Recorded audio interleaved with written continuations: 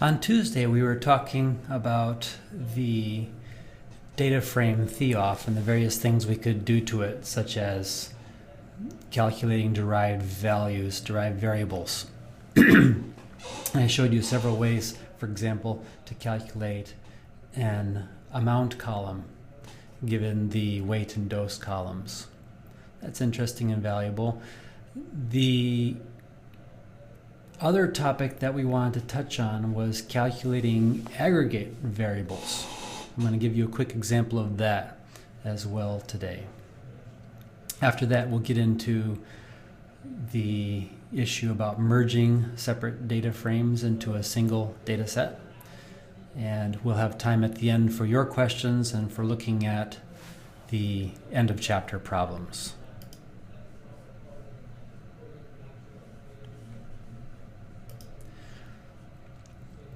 Earlier, I believe it was chapter 4, you were shown the function the function aggregate. I'm going to pull up the help for that real briefly. Aggregate is a generic function with a method for data frames. And that's shown, should be shown down here somewhere. Maybe it's just discussed. Yes, aggregate.dataframe, you can see that in the help. And there was an example in chapter 4 about using the aggregate function to calculate, say, some summary variable. Like for example here in the theof data frame, you might say, well, look, we have this concentration column. I'd like to know the maximum concentration for each subject. That's a classic example of an aggregate variable. You could use aggregate.dataframe to do that. I'm going to show you another way based on the function reapply that was mentioned earlier in this chapter. We could do something like this.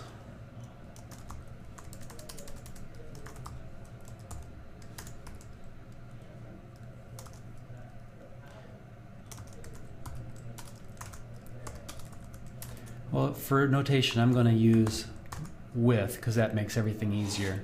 There are other ways to write this.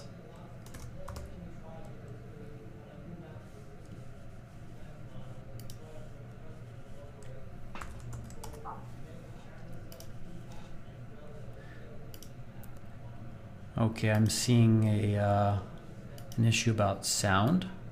I'm checking my microphone now. I'll move closer to the mic. I've got it turned up as high as it goes.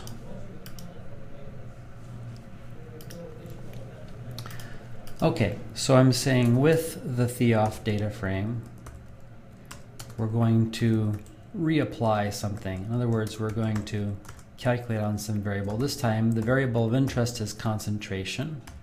And we're going to say, this is not just a vector-wise calculation, but it's indexed.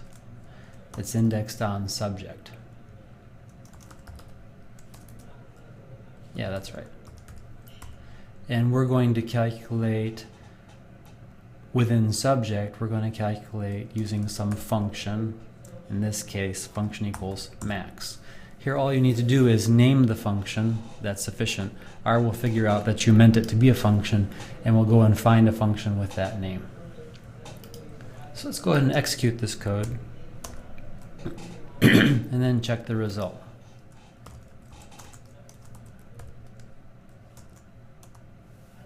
You see we have Cmax calculated, even though not all of subject 1 shows in this view. We do see a 10.5 right here, and that was the maximum concentration for subject 1, and that gets created as a column or filled in as the values of this column for subject 1 in the data frame. Now, what's different about that when you compare it to the result of aggregate or the function aggregate.dataframe? Well, in this case, the value 10.5 is repeated for every row, and you have all your original data still present in the rest of the data frame. When you use aggregate, you normally get back just rows representing the average values themselves with no repeats. So it's a little bit different way of thinking about the problem. You get a little data back in a little different form, but this is a nice, easy tool that you have for creating derived variables when those variables have group-wise values.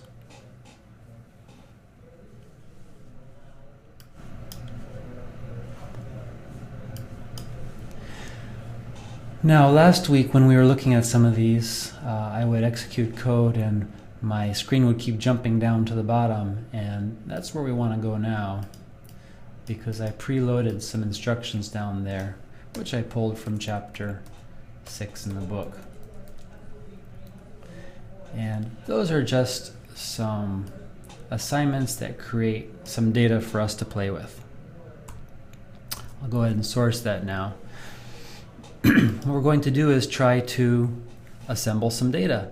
After all, that's what the title of this chapter was, and often the term assembly can mean putting pieces together which are data frames themselves rather than just columns or calculations. So let's show some dosing data. Here we have 3 subjects, A, B, and C. They each are dosed at times 1 and 3, whether those are hours or days, we don't care. And the amounts are 40, 60, and 80 somethings. That's fine. We also have some PK data. And again, we have subjects A, B, and C. And we have observations, say, of plasma concentration of some drug at times 1, 2, 3, and 4. Good enough. So now we're going to put these 2 data frames together. The classic way to do that is with the R function merge.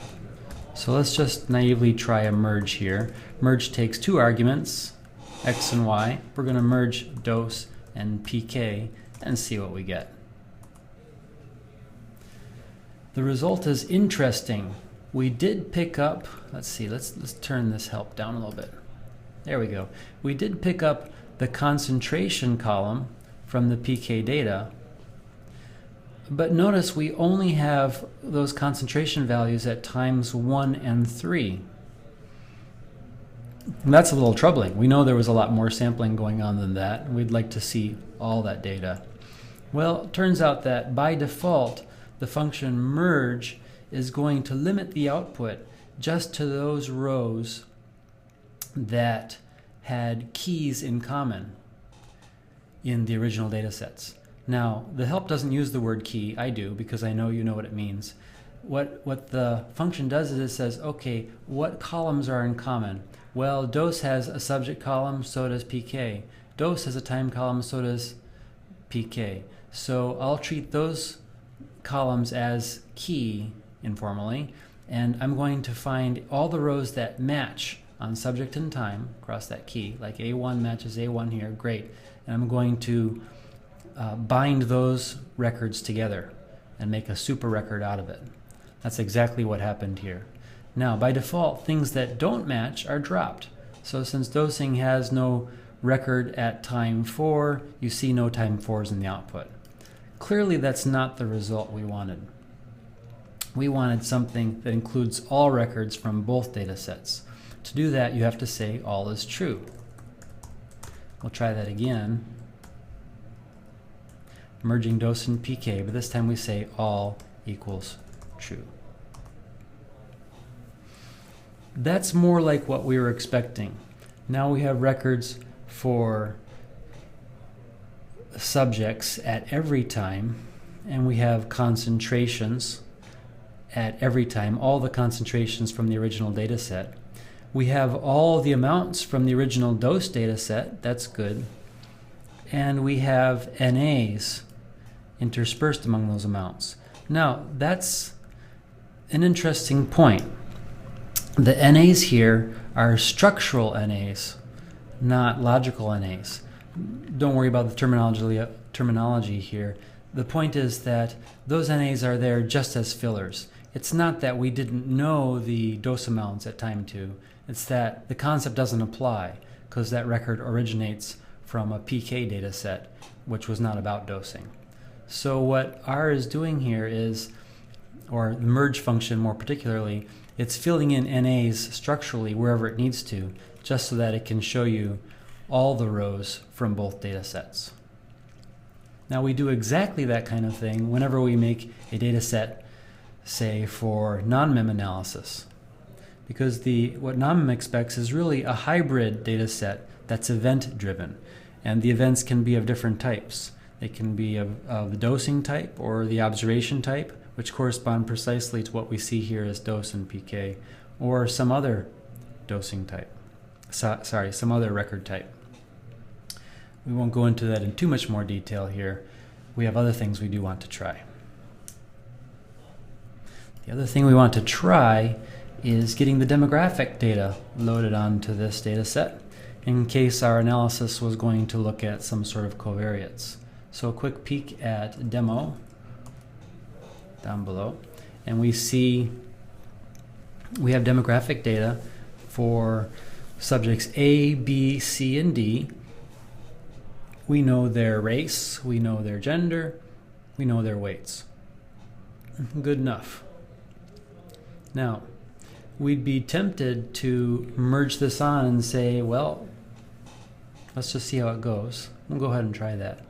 What if we say, make this easy. We'll say X equals merge dose PK all equals true. That gives us back, whoa, not what I was expecting. Let me think about this just for a second.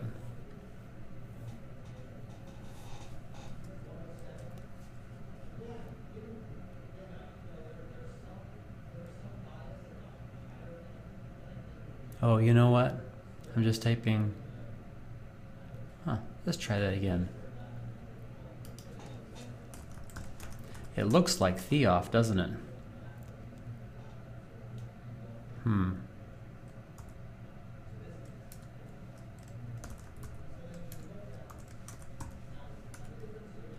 Head X.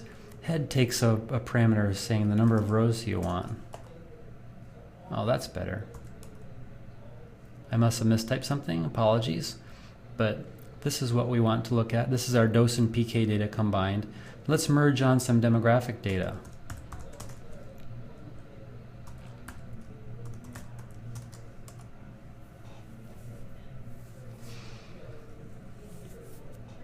Okay, again we have 12 rows, and this really worked. I mean, this is what we wanted. Now you notice that in the demographic data itself, there was an entry for subject D.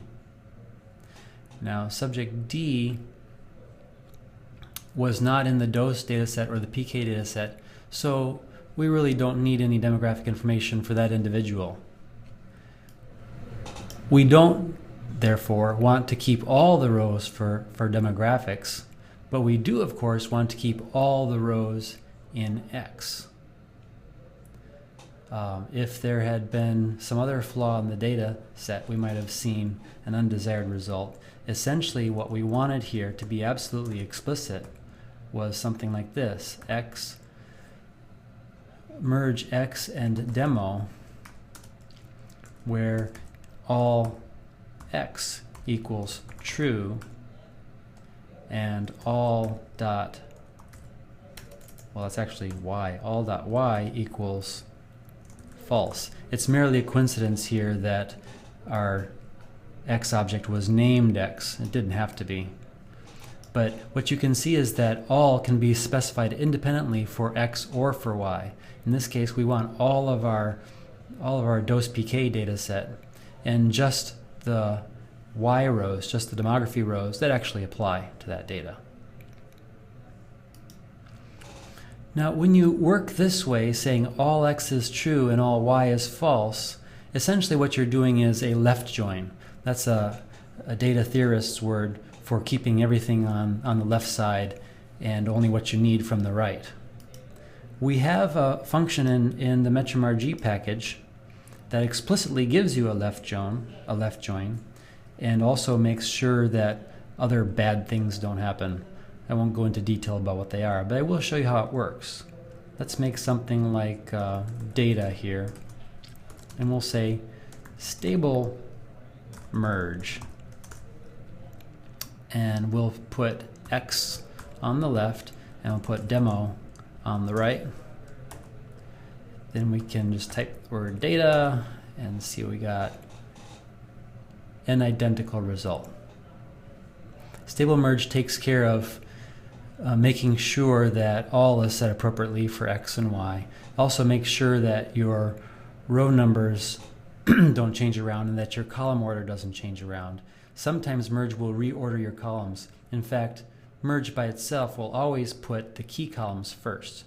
It may not necessarily be what you intended. All right, just a note, use stable merge for a convenient left join.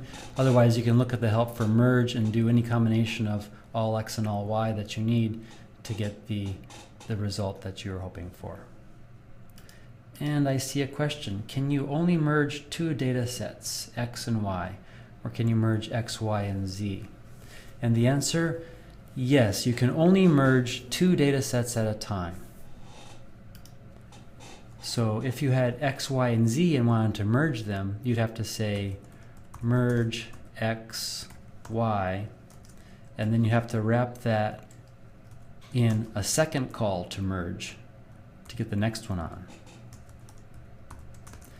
This on screen is how you would merge three data sets in one pass.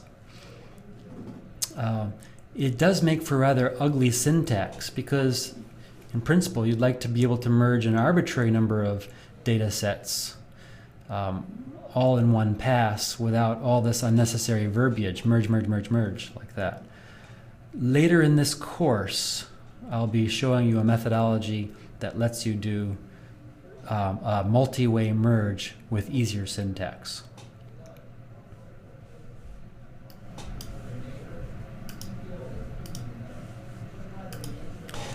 Any other questions about merging? There are some additional details in the book on these topics. I've shown you the basics that you need to move forward, and by this point you should have everything you need to do the exercises at the end of chapter.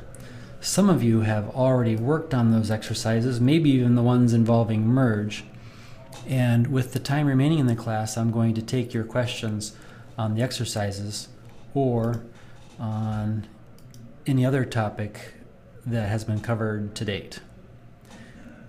Specifically, we have questions on the table about number 6 and number 13 from the homework. So I'm going to put that on screen right now and see exactly what's going on with 6 and 13.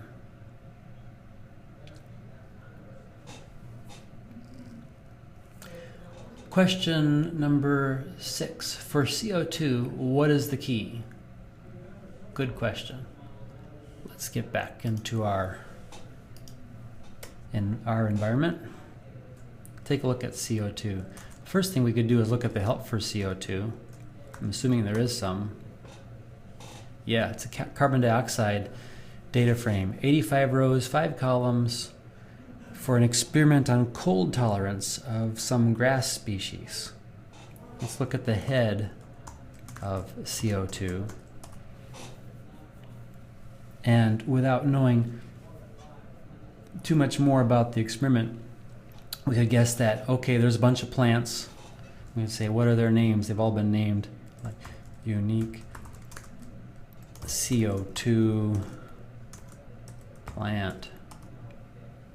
Yeah, looks like 12 different plants, and they're of various types. We could check what those are.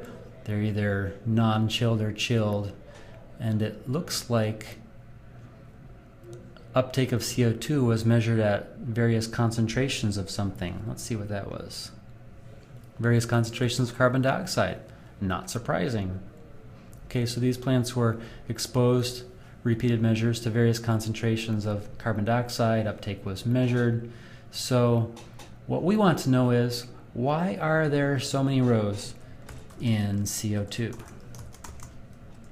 I could just give you a simple answer, but it's more important to learn the process of thinking through this. There's 84 rows. What makes each of those 84 rows unique? Well, for one thing, they differ in which plant is being represented. For another, they differ in what concentration of CO2 was applied to that plant for the particular measurement in question. They differ in other things as well, but now to your short answer, plant and conc themselves are sufficient to tell you what's different about all those rows. Essentially, what's really going on here is uptake. The whole point of this table is to report uptake, and you've got to know plant and CO2 to distinguish each of the values of uptake. You need to know those other things for your modeling.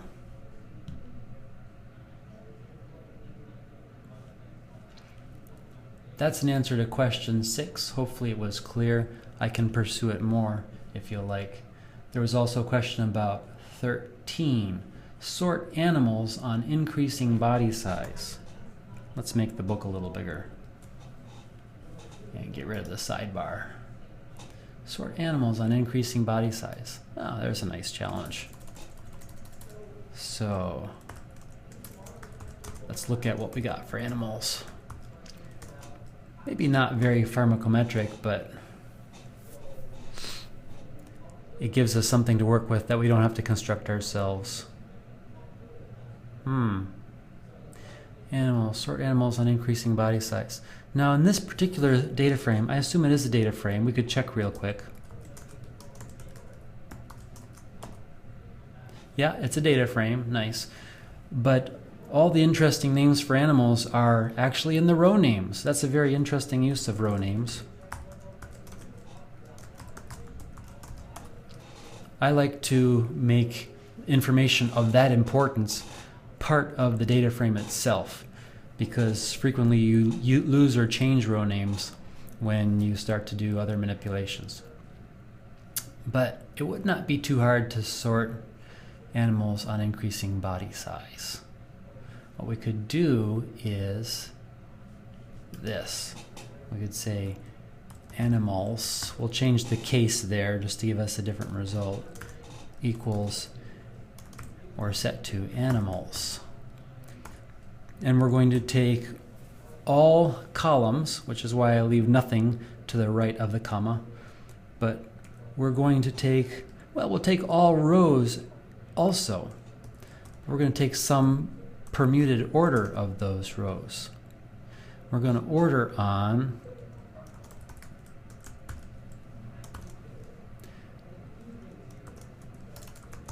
I believe the name of the column is body. Yeah, that should do it. You see our original data frame started like this, and our sorted result should start differently. Yes, it does appear that now we have body size increasing as we go down the rows. So mouse is the smallest animal recorded here, and the biggest would be the Brachiosaurus. My kids could probably have told me that, but it works to sort using the function order. There are other ways to sort. I've mentioned one or another before. This one is pretty standard, and it's part of base R.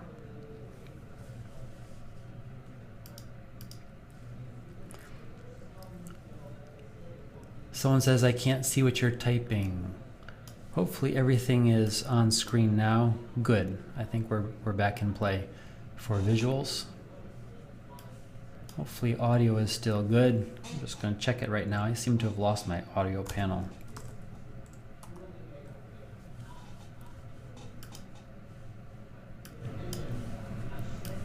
That was questions 6 and 13. What else from the homework interested you? Anything difficult here?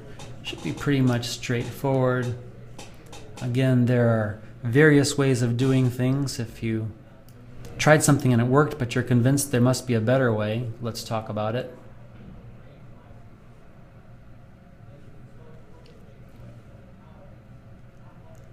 Theof, show the first few rows with column order reversed. That could be fun. Changing names of columns, question 2, that's an important skill. Question 3 asks you to convert weight to an integer. I don't remember what weight was. Oh, it was decimal, so you could just use round for that. Tooth growth, we're just changing some names, some column names. You could reassign all the names or pick out certain ones using the logical subset argument. Endomath, converting micrograms to milligrams. That could be considered a transformation. If it were a brand new column, you might call it a derivation. CO2 we talked about. Chick weight has the same basic problematic structure. Lots of practice checking on keys for endomath, orange, air quality, because keys can be so important. It's just a good skill to think about what's organizing your data. We tried 13. In question 14 we said, impute all concentration values over 2 with the mean of the remaining values. That's an interesting one. If no one has a question about anything else, we'll come back to that one and actually try it before we leave. Now down in 18 and 20, I'm not even sure that state.x77 is a data frame. Let's take a quick look. Yeah, that's a matrix. So you might want to convert it to a data frame first before you do other manipulations to it. You can just say as data frame and supply that matrix as an argument. You'll get something reasonable. I seem to recall that some of these, is that the last problem? It is. Some of these objects also had important information out in the row names. So watch out for that. By all means, bring it into a column if you think you need to work on it in a systematic way.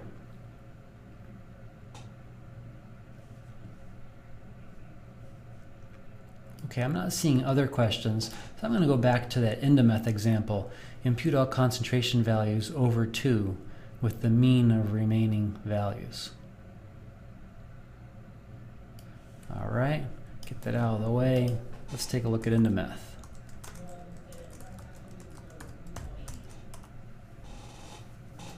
Well, you know, the classic way to do imputations is, you know,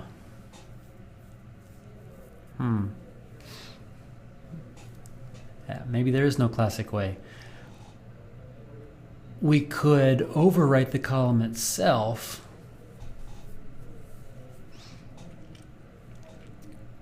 or we could create a new one. I'm thinking that, for starters, let's just calculate the mean of all values. Let's say mean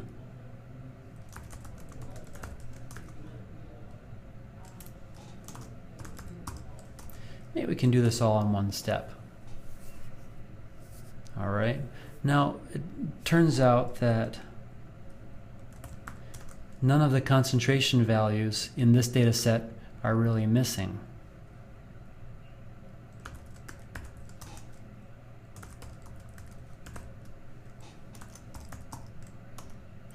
See, they're all there. So this is purely an academic exercise where you're just pretending that certain values were missing. We could actually make them missing, or we could skip that part and go right to the assignment.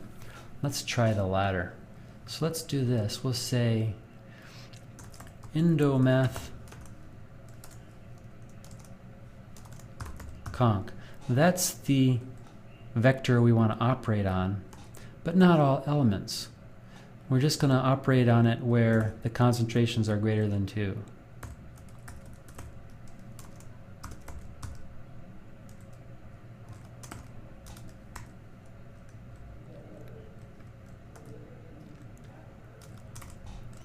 We're going to set it to be equal to something. Now, That's not entirely correct yet, is it? Because it says impute all concentration values over 2 with the mean of the remaining values. It means those that are not over 2. So if you had set the ones over 2 to NA, then you'd only have certain values to work with, and you'd have to be careful to throw out the NAs because the function mean will choke otherwise. So here we're just going to do it in one pass, and we're going to say indomath conc less than equal to 2. And this would work.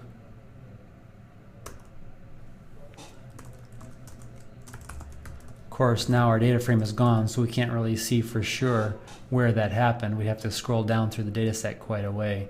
You're just taking my word for it now that actually works. But this is an area where R is particularly weak, is that the syntax here is dizzying, to say the least. We've said indomath conc 4 times just to get one simple result.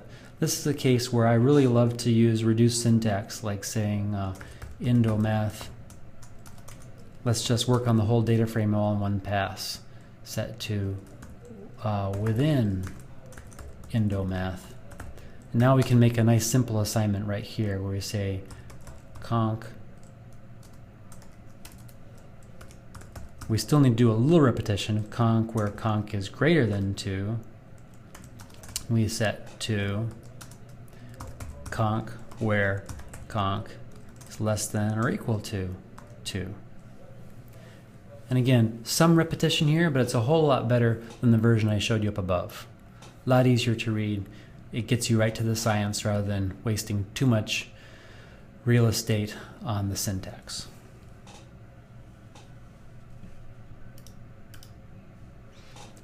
I see a request for question number 15, so we'll go ahead and take a look at that. For weight loss in the package mass, impute all weight over 200 days with the last observation. Sure, we can do that. I'm just going to take a quick picture of that and leave it on screen.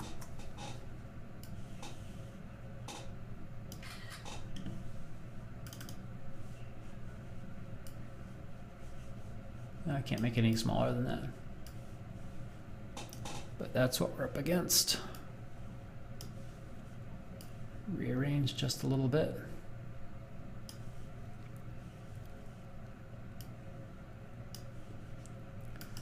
I'll erase all this stuff.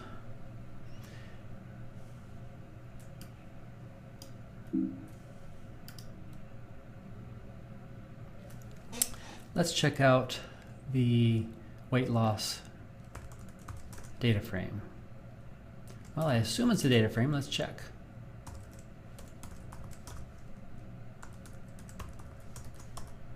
It is.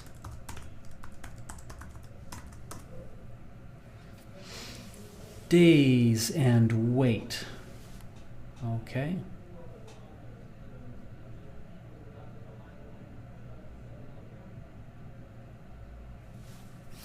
Let's look at the whole thing.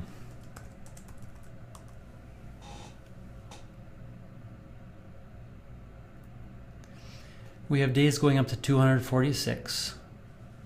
There's nothing at 200, so it's going to be a pretty easy cut.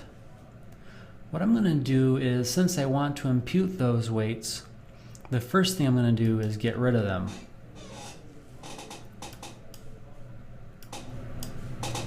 I see a request for a volume check. I've readjusted my mic again. Hopefully you can hear now. What I'm going to do is say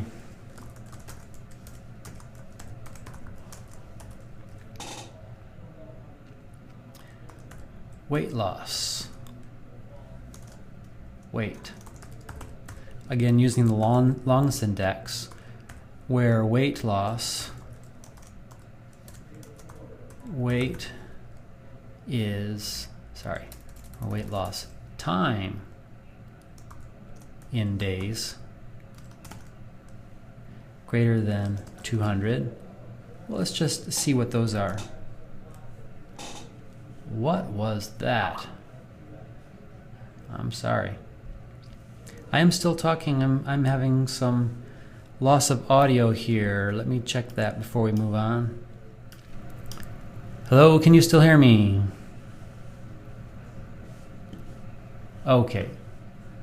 Pause for a technical check.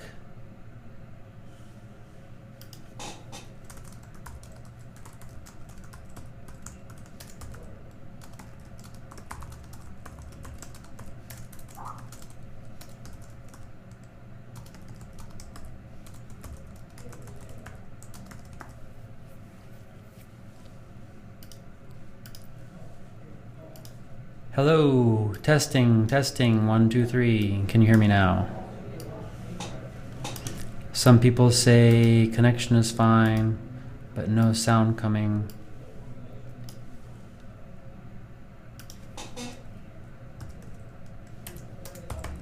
Can anyone hear me now? Hello? Maybe it's just a network outage?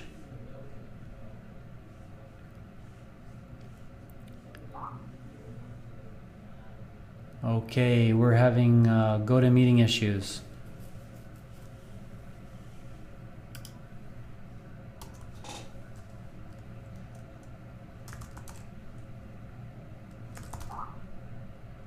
Okay, so some response.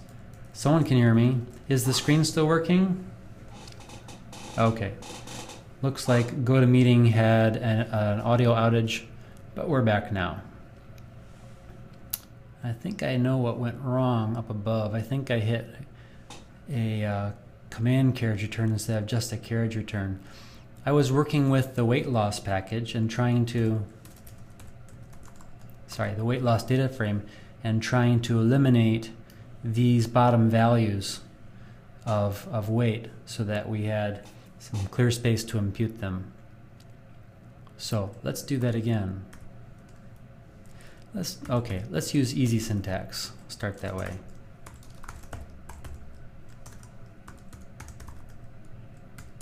And let's take everything in weight.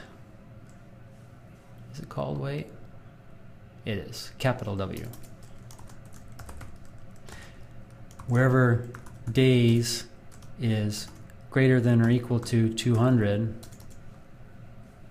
well, technically, just greater than, it's the same. And let's set that equal to NA. You see those values are now missing. So this is a great place for LOCF, last observation carried forward. That's not part of R, but you have it in your MetrumRG package. Because pharmacometricians use it so much, we just knew that we wanted to keep it around and make it available. I told you before that LOCF could be dangerous if you had multiple subjects in your data frame. Here it seems we only have one subject, so there's no reason to worry about doing a stratified imputation. We can just do this. We can say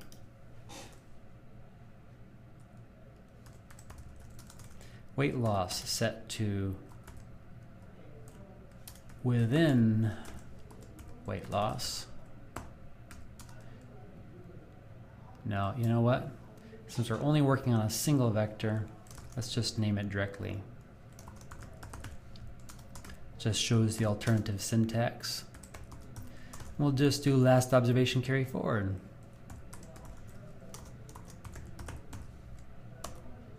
And now if we look at the whole thing, you'll see that anything over 198 is constant, showing that last observation carried forward. Now, there might be other ways to do it. In fact, I can think of one, but it would be more difficult than that, so we'll just leave it with what we showed.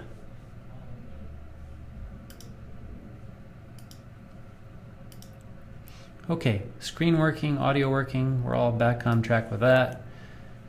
We've shown 6 and 13 and 14, 15.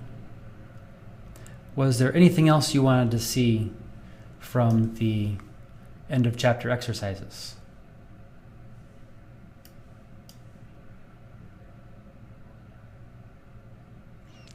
Most of those are pretty straightforward.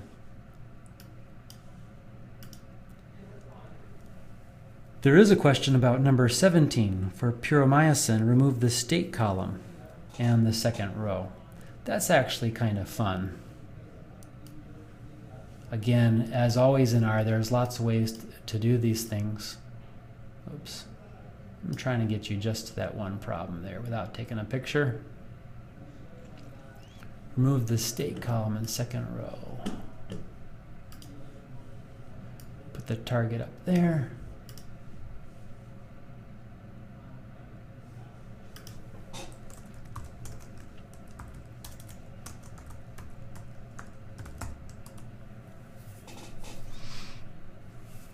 Well, the easy way to get rid of the state column is to set it to null.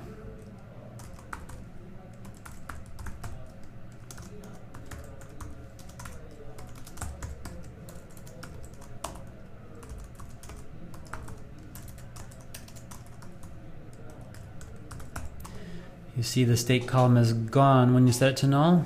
There are other ways to do it, such as naming the other columns that you want to keep and forgetting to name state. That would work as well. But just setting it to null is a very common operation when you just want to get rid of one whole column.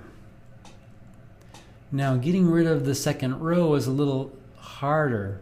I don't think you can set a row name to null.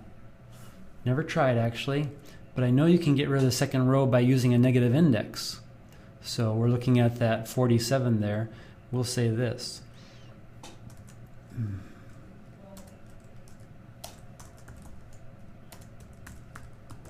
We're going to reassign the data frame to itself.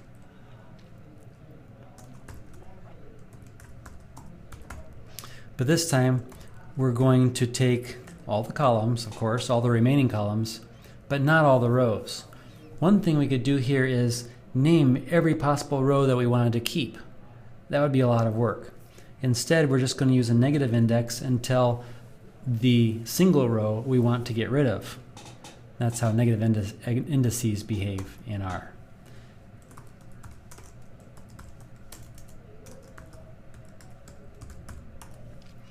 And you see not only is the value 47 gone, but also, informatively, the row name 2 is gone. Another indicator that we did exactly what we intended.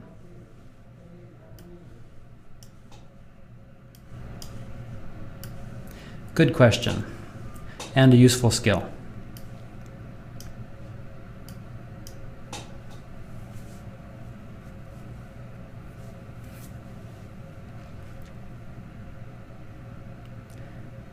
If there's others you'd like to see, I'd be happy to explore them with you. You can also take questions about really any topic in R related to the course.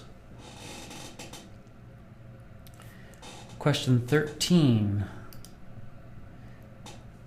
Someone is asking about question 13, how to sort animals on decreasing body size. That is an excellent question. And we're going to do it.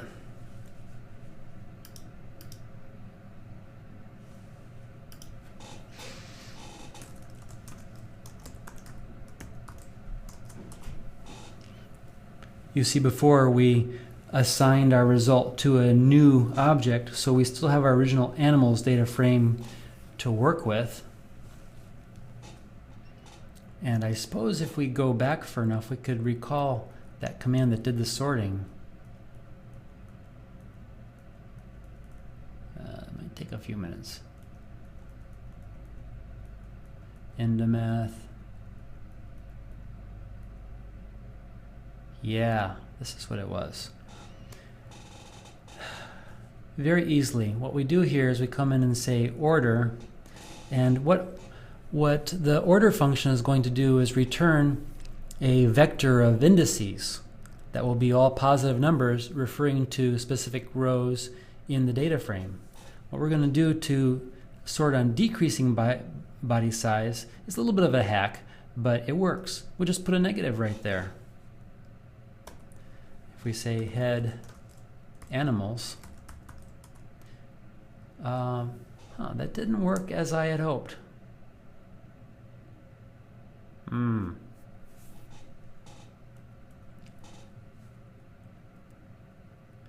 Maybe we shouldn't be so sneaky.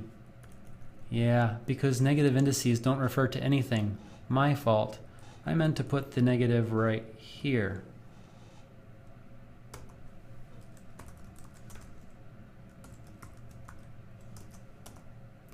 Much better. Now we have the largest first. You can do that independently with other columns as well. I think we should look at the help because there might be a formal way to do this. Ah, look at that. In the help we see that, in fact, there's an argument called decreasing. So if you wanted to do this directly for all the ordering factors at the same time, you wouldn't have to put negatives in there all the time. You could just say decreasing equals true. So let's try this.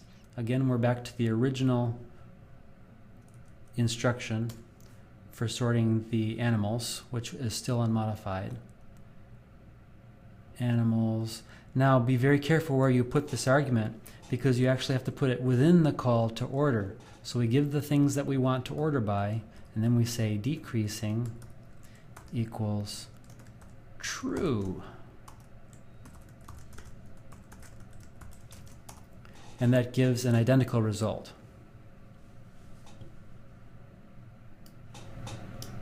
So yes, it's not always the case that you want to sort everything smallest to largest. It's good to have options. You see the decreasing argument gives you a global option of reversing all the logic. I have a request to talk a little bit about the MetrumRG package. Sure, the MetrumRG package is newly renamed. We used to call it MI until very recently. Now we call it MetrumRG to better represent the sponsorship. If you just say help, well, first obviously you need to say library or require MetrumRG. We've already done that in this session, so nothing new happens. You can just say MetrumRG with a question mark in front and pull up the help tree for the package. And that's broken into categories for you. Whether you want to prepare data or do some modeling or simulation, plotting, calculating, reporting, it's all there. And as you burrow into these menus, you get down into more specific help pages. And you can look at those as much as you like on your own, etc., etc. We'll back out of that and look at the top page again. You see that the package itself has a link. I'll pull up the new link for you right here because it's recently moved. We maintain the code at metrumrg.googlecode.com, which resolves to this address, and if there are package updates, you can usually find them here. Some of these may be experimental, in which case you'd want to go out to CRAN and get the most recent published version. See, is there a link for CRAN? There is. This is where I get all my R sources if I need to download them explicitly. And there is an entry for MetrumRG in the M somewhere. It's often easier just to search for it like this. And it shows up here. You see we've already posted 5.2 of this package on CRAN. I think in the R session we're using, we're only working with 5.1. In general, it's just a suite of tools for pharmacometrics. And of course, we can go into it a lot more in detail. A lot of the rest of this course will explore some of the utility of that package. And so I won't belabor the points right now.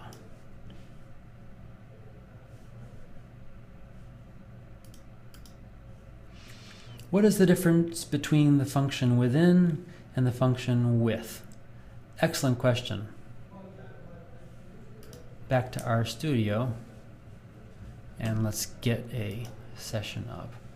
The difference is that within expects and returns a whole data frame, but with just returns whatever you choose to return from a data frame. So let me see if I have it over here. Yeah, if you remember, we did something like this last week. If we want to impute a variable or calculate a variable amount for theof, we could say with theof, and all that does is the with function makes all the columns in theof available as variables, and you can do whatever you want with them. If you go the extra step and say within, then be very careful that you're passing a data frame and also assigning to a data frame. You're going to get a whole data frame back. And then you don't just do a separate calculation, but you have to make an assignment here. Before, when we said with, then the amount label was specified externally. Here we're specifying it internally, because what within is going to do is calculate this new variable and then try its very best to attach that along with all the other variables of the same length back into a data frame. In other words, reconstruct the original data frame with whatever you've added or changed, and then give you back that data frame. It's a little riskier because you can do crazy things over here that don't make sense in a data frame context, in which case you might not get back what you expected, or you might not get back anything. They do look similar, but there are subtle differences in the syntax, and you might want to use them in different ways or in different times. And you're welcome for the explanations, those of you who are thanking me. Okay, I'm not seeing any other questions right now. What I'm going to do is I'm going to call this the end of class for now and remind you that you do have the midterm exam to look at tomorrow. It'll be available as of midnight, as the earlier email pointed out. I'm going to stay online for another 6 minutes, and you are free to stick around and ask me additional questions. Otherwise, enjoy your weekend, and we'll see you back here for a lecture next Tuesday. As always, the traditional channels of communication will remain open. Thanks. Guo Xiang, I see your question. Any suggestions for the midterm exam? At this point, I guess I don't really need to make any suggestions. I could say study hard, but you really don't need to study hard. It's open book and open notes. Just need to do your own work and think through the questions clearly. My suggestion would be, if you get a problem that says, how does this work? Try it. I mean, a lot of these problems, you can try the code or make up some code and actually test it. So instead of guessing what the code might do, try executing the code. That's one thing to do. Assembly.r, is that available? Sure, that's available. I'll make it available. I'm going to save it right now, and it's kind of messy, but I will post it to the course website. I'll also post solutions to all the problems in just a few minutes. Is there a time limit for the exam? Yes. You have to submit your final answers sometime, not this coming Sunday, but the one after that, October 30. Other than that, no, there's no time limit. It's not like you get a total of 30 minutes or something to work on it. You can start working on it tomorrow and work constantly and for 9 days, or you can just get it all done in one pass. Your choice. You can even work on it, go away, come back, work on it some more. I think the website, no, I'm sure the website saves the state of your exam until you're ready to submit. To submit the midterm, how do you submit it? It'll be very easy because it's actually a form that you fill out online. So when you click on the link for the exam, it'll take you to a web page that's customized just for you, and you will click some buttons to show what your answers are. And be very careful to note the distinction between the save features and the submit feature. Don't hit anything that says submit until you're done answering all the questions. But you can save in between. When you do submit, when you hit the submit button, then your exam will be locked. It'll go straight back to the website and it'll be graded immediately. I'm not sure when you'll be able to see your grades, but that will close the exam for your purposes. My specialist is telling me that yes, you see your grade immediately. So when you submit your exam, it'll immediately be graded and you will see the result. It's 2 o'clock. I'm not seeing any other questions. I'm going to close this session now. Feel free to get in touch with me by the usual mechanisms if you have additional matters you wish to discuss.